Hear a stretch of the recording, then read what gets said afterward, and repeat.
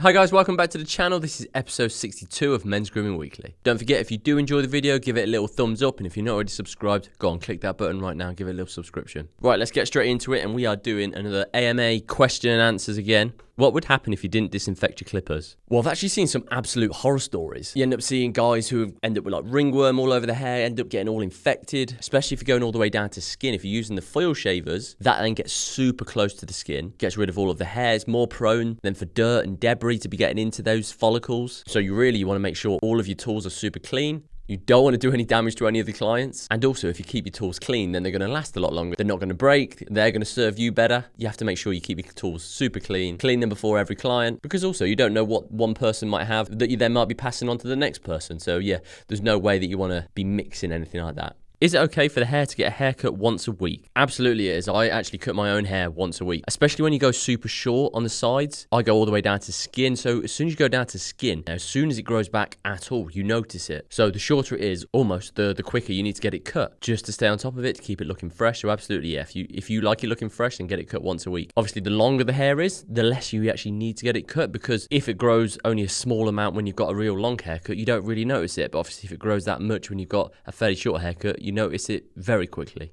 Why don't you grow your beard? It will look so good if you grow it out. Well, when I first moved down to London, I grew my beard. The barbershop I worked at, they suggested growing it to make myself look a little bit older, because I think I looked quite young for my age. So I grew it out then, and it looked ridiculous. This is what it looked like. So as you can see, it looked absolutely horrendous on myself. And to be honest, I'm actually really quite enjoying shaving again. I'm enjoying going through the whole process and enjoying having it as a ritual and just sort of my little time to chill out. I'm sure in a little period of time I will grow it out again. I'm thinking after the wedding in a couple of weeks, I'm going to take my hair super short. So if I do take it super short, then maybe it might be time to grow out the beard a little bit, but that means I'll be short of content, won't it? So who knows? We'll see. How to not have a shadow after shaving? That's a real common question I get, and it's like, oh, I always have a shadow. Or people ask me, how do I get rid of like the green look on the face? And I guess that's because people aren't getting close enough when they're shaving. For me, it's never really an issue. I don't mind if it doesn't go super short, because my skin can't really take if I go back up against it. I guess a way of getting rid of that would be to really get some good tension on the skin and then go straight back up against the grain with the razor. You've got to be careful of doing damage to your skin that way. But if you do want to go super close and get rid of the shadow, then that is a possibility for it. Hi, I have super thin straight hair. What products do you recommend for that? So the key if you've got really thin hair is to build and layer the products up. A product which I found to be lovely if you've got thin hair is the Aveda Thickening Tonic. Spray that in, dry that into the hair. That gives it a real nice base and a real nice bit of body and volume to it. Then a couple of different options to style it. I'd either go with the Johnny's Chop Shop matte paste. That's really nice as a product to layer into the hair. Then you don't want to use too much of it. Just put a little bit in and you can add more if you need to. Or then there's the Shu Uemura Nendo Definer. Both of those products are really nice. They're both matte effects, but they still give it a nice bit of hold. Not really super heavy. So yeah, they work great on thin hair as well.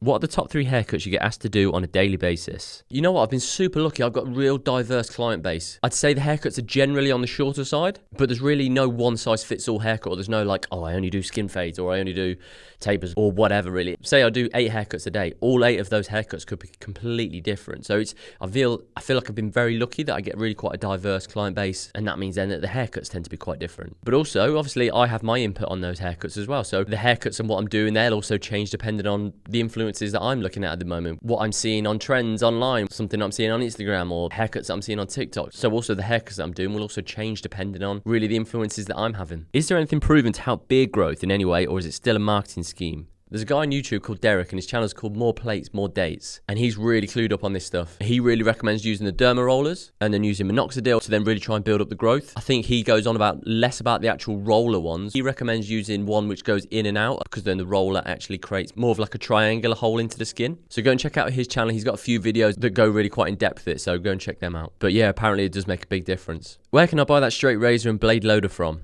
This is the razor which I'll always use when I'm shaving someone. It's my favourite one. It's got a lovely weight to it, and it's from the brand Feather. I think it's their Razor Artist. I think it's what it's called. I think I just bought this online. You can then get those blades. These blades are a lot more expensive than the stuff which I would use when I'm shaving myself, the double-edged razors. It's a much stronger metal. You can see it. It's got a real expensive feel to it, and you can just tell the quality of those blades are way superior. But yeah, they are lovely, and it's from the brand Feather. When should I switch out my 5-blade razors? Get rid of them straight away. Go now and buy a double-edged razor. Way more sustainable, way cheaper because the blades are super cheap. Look way better in the bathroom. You get a nice shave, and you're going to get way less irritation. When do you know when to change your safety razor blade? blade? Well, hopefully you'll be able to remember how many shaves you've done with each blade. A blade shouldn't last more than 4 or 5 shaves, depending on how thick your hair growth is. Obviously, if you've got soft hair, then it might be able to last a bit longer, but really I wouldn't recommend doing any more than 5. You'll be able to tell as soon as it's too blunt. You'll feel as though it pulls on the skin, it doesn't feel like it's really taking the hairs off, you have to apply more pressure, and really just doesn't feel comfortable. As soon as you start to feel anything like that, just change it out. Because the blades are so cheap, it just makes sense to just put a new one in. Why'd you cut the hair at an angle? So when I'm cutting hair, if I was just to use the scissors and cut straight across, when that hair then falls flat, it's going to sit really blocky and you're going to basically get a line. When all of that falls forward, the haircut then just looks really heavy, looks really blocky, doesn't really have much texture to it. So the reason why I come down and cut little triangles into it is that then when it comes down, it almost sits a little bit broken up and a little bit jaggedy. So you've got that texture coming in from the start and just gives it a little bit more movement. The shorter hairs push the longer hairs. And if my hair is cut too straight, then it is very prone to looking very blocky and heavy. So it's not something I want. Where should I shave my sideburns to? A good place to go with this is actually when you get this middle part of your ear, the bit that sticks out, go directly in the middle there. And that generally is a nice base to go with. That generally, a lot of guys, is where the hair texture changes from head hair then to face hair. It's not really too low, it's not really too high, and it works at, really quite a nice starting point, really. Is there a reason you use a straight edge on clients but a safety razor on yourself? The reason why I use safety razor on myself is because it's the right angle. The weight of the handle is pressing down onto the skin, so I don't really have to apply any pressure. So it's really nice and easy to shave. If I was to use a straight razor on myself, it's a little bit tricky and it's a little bit fiddly. I have to really concentrate. When I'm using that straight razor on someone else, it's really easy just to get the weight and it just flows with the hand. Whereas if I was trying to use a double-edged razor on someone, the weight is actually going in the wrong direction, so it's actually really hard to shave someone else with the double-edged razor. I can shave myself with a straight razor, but it just takes a lot more effort and a load more faff. Elliot, what shoes, sneakers do you wear on your average day at work? Full day of standing and all, curious to know. So normally I'm wearing a pair of white trainers or like a white pair of pumps, something like that. To be honest, probably not the wisest thing or probably not the most comfortable thing to wear on my feet, but I always tend to like a nice fresh white clean pair of trainers just to look quite cool with the outfit. Probably less trainers, more like pump, something like that, just to go with the outfit. I've never really had a problem with standing, to be honest. I always used to play golf and I was just always be on my feet when I was playing golf as well, so I never really had an issue with standing on my feet, and I've never really felt like, oh, I need like really comfy trainers or comfy shoes or anything like that. But to be honest, there's probably something better I should be wearing on my feet.